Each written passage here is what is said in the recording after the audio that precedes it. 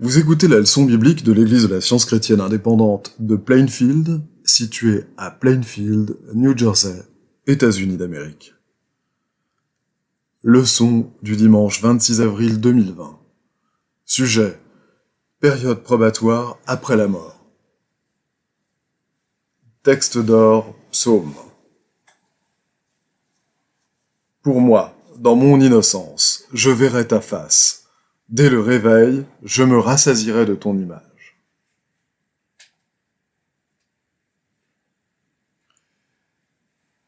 Lecture alternée, Éphésiens. Je vous exhorte donc, moi, le prisonnier dans le Seigneur, à marcher d'une manière digne de la vocation qui vous a été adressée. En toute humilité et douceur, avec patience, vous supportant les uns les autres avec charité, vous efforçant de conserver l'unité de l'esprit par le lien de la paix, jusqu'à ce que nous soyons tous parvenus à l'unité de la foi et de la connaissance du Fils de Dieu, à l'état d'homme fait, à la mesure de la stature parfaite de Christ. C'est en lui que vous avez été instruits à vous dépouiller, eu égard à votre vie passée, du vieil homme qui se corrompt par les convoitises trompeuses, à être renouvelé dans l'esprit de votre intelligence, et à revêtir l'homme nouveau, créé selon Dieu dans une justice et une sainteté que produit la vérité.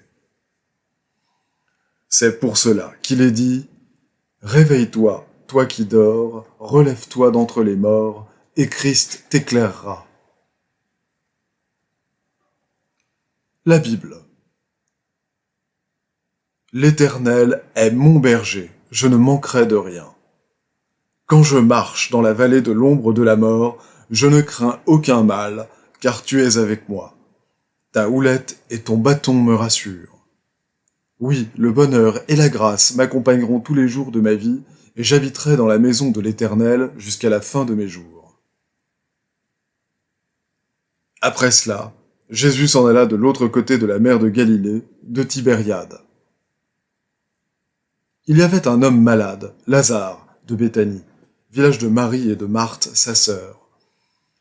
Les sœurs envoyèrent dire à Jésus, « Seigneur, voici celui que tu aimes est malade. » Après avoir entendu cela, Jésus dit, « Cette maladie n'est point à la mort, mais elle est pour la gloire de Dieu, afin que le Fils de Dieu soit glorifié par elle. » Et il dit ensuite aux disciples, « Retournons en Judée.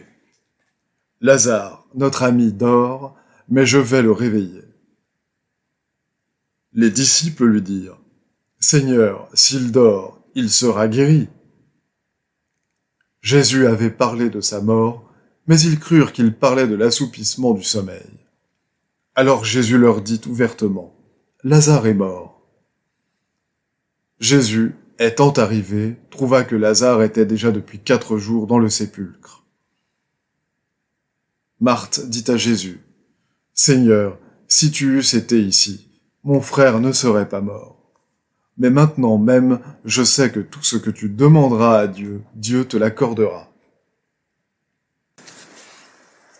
Jésus lui dit, « Ton frère ressuscitera. » « Je sais, lui répondit Marthe, qu'il ressuscitera à la résurrection, au dernier jour. » Jésus lui dit, « Je suis la résurrection et la vie.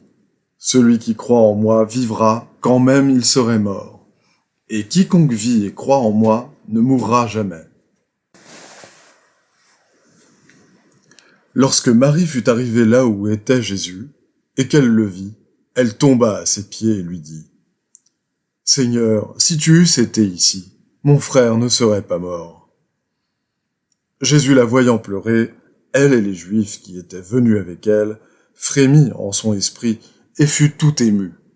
Et il dit, « Où l'avez-vous mis ?» « Seigneur, lui répondirent-ils, viens et vois. » Jésus, frémissant de nouveau en lui-même, se rendit au sépulcre. C'était une grotte, et une pierre était placée devant. Jésus dit, « Ôtez la pierre. » Marthe, la sœur du mort, lui dit, « Seigneur, il sent déjà car il y a 4 jours qu'il est là. » Jésus lui dit, « Ne t'ai-je pas dit que si tu crois, tu verras la gloire de Dieu ?» Ils ôtèrent donc la pierre, et Jésus leva les yeux en haut et dit, « Père, je te rends grâce de ce que tu m'as exaucé. Pour moi, je savais que tu m'exauces toujours, mais j'ai parlé à cause de la foule qui m'entoure, afin qu'ils croient que c'est toi qui m'as envoyé. » Ayant dit cela, il cria d'une voix forte, « Lazare, sors !» Et le mort sortit, les pieds et les mains liés de bandes et le visage enveloppé d'un linge. Jésus leur dit, « Déliez-le et laissez-le aller. »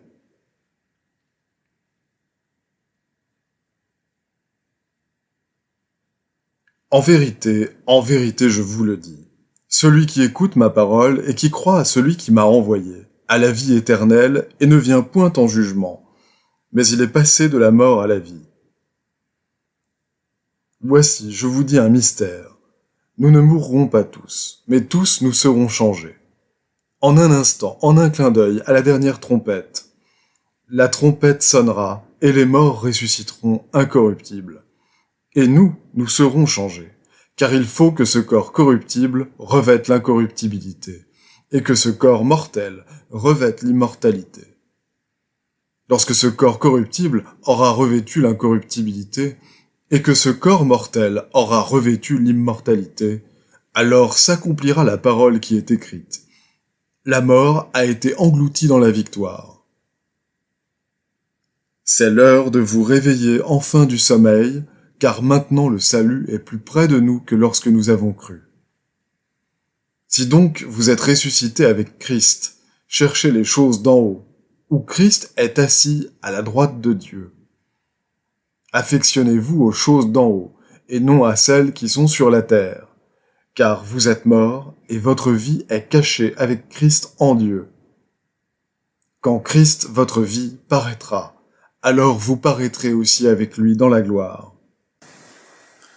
Béni soit Dieu, le Père de notre Seigneur Jésus-Christ, qui selon sa grande miséricorde nous a régénérés pour une espérance vivante par la résurrection de Jésus-Christ d'entre les morts. Pour un héritage qui ne se peut ni corrompre, ni souiller, ni flétrir, lequel vous est réservé dans les cieux. À vous, qui par la puissance de Dieu êtes gardés par la foi pour le salut, prêt à être révélé dans les derniers temps, puisque vous avez été régénérés non par une semence corruptible, mais par une semence incorruptible, par la parole vivante et permanente de Dieu. Je vais maintenant lire les passages corrélatifs tirés du livre d'études de la science chrétienne, Science et santé, avec la clé des Écritures, de Mary Baker Eddy. Voici ce qu'est la vie éternelle, dit Jésus. Ce qu'est, non ce que sera. Et ensuite, il définit la vie éternelle comme une connaissance présente de son Père et de lui-même, la connaissance de l'amour, de la vérité et de la vie. Il n'y a qu'un chemin qui mène au ciel, à l'harmonie, et en science divine, le Christ nous montre ce chemin. Ce chemin consiste à ne connaître aucune autre réalité, à n'avoir aucune autre conscience de vie que le bien, Dieu et son reflet, et à nous élever au-dessus des prétendues douleurs et plaisirs des sens. Ciel, harmonie, le règne de l'esprit, gouvernement par le principe divin, spiritualité, félicité, l'atmosphère de l'âme. Le pécheur crée son propre enfer en faisant le mal et le saint son propre ciel en faisant le bien. Pour atteindre au ciel l'harmonie de l'être, il nous faut comprendre le principe divin de l'être. L'abnégation de soi par laquelle nous renonçons à tout pour la vérité, ou le Christ, dans notre combat contre l'erreur, est une règle en science chrétienne. Cette règle interprète clairement Dieu en tant que principe divin, en tant que vie représentée par le Père, en tant que vérité représentée par le Fils, en tant qu'amour représenté par la Mère. Un jour ou l'autre, tout mortel, soit ici-bas, soit dans l'au-delà, devra combattre et vaincre la croyance mortelle à une puissance qui s'oppose à Dieu.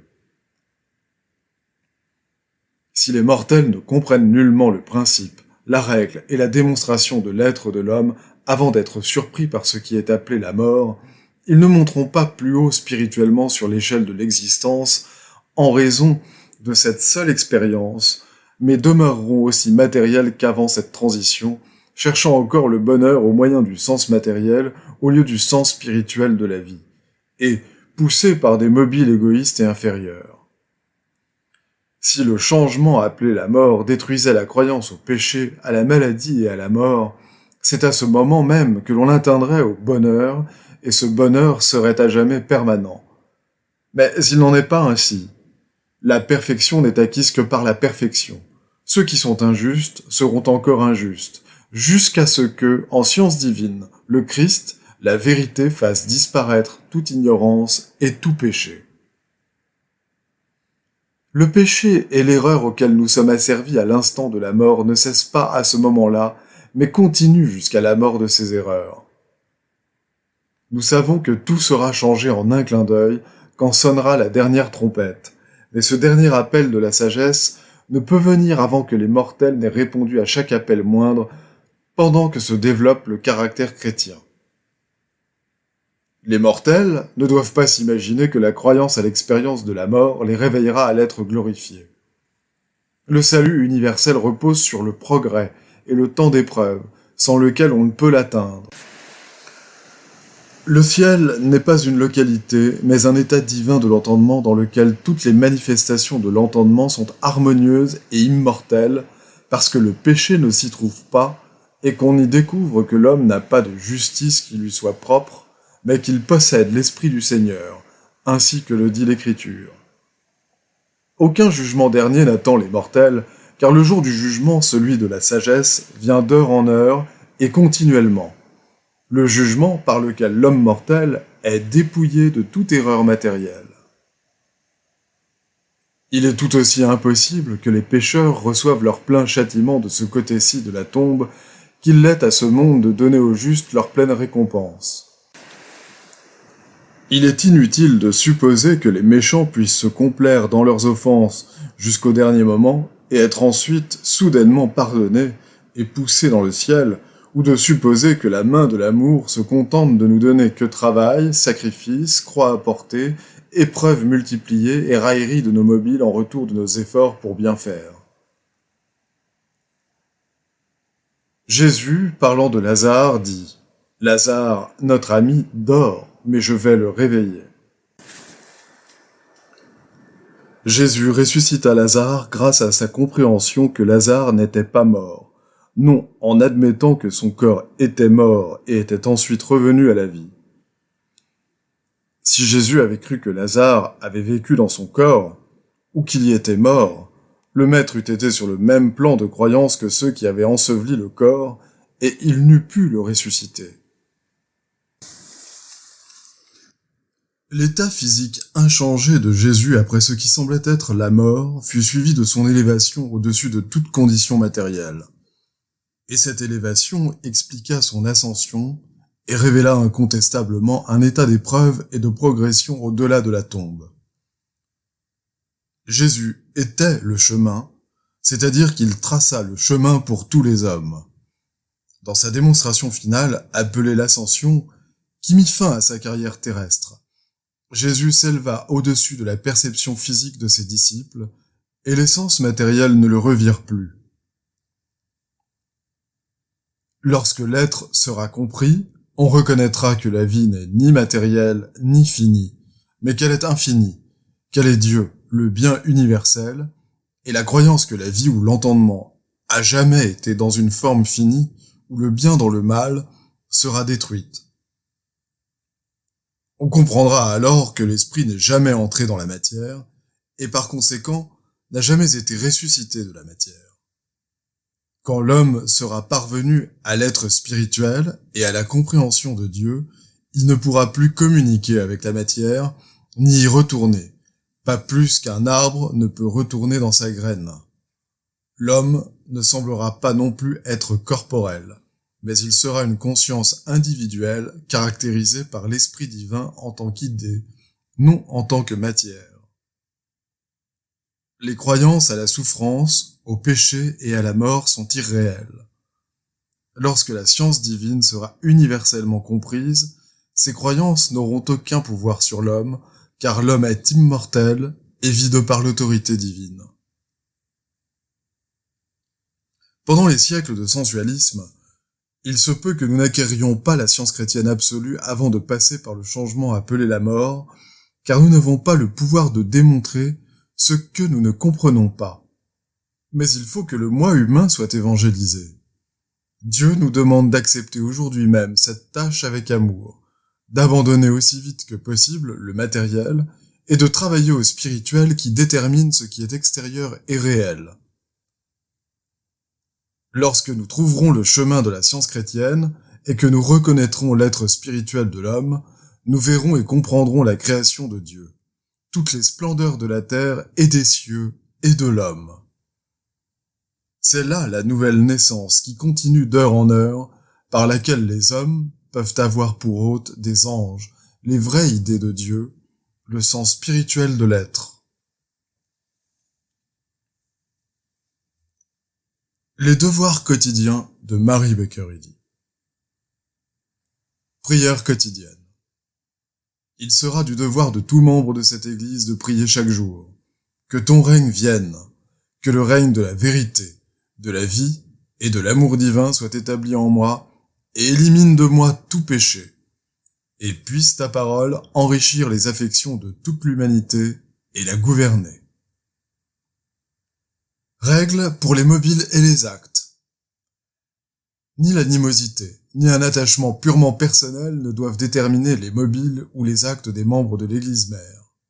Dans la science, l'amour divin seul gouverne l'homme, et un scientiste chrétien reflète les 12 aménités de l'amour en réprouvant le péché et en manifestant un véritable esprit de fraternité, de charité et de pardon.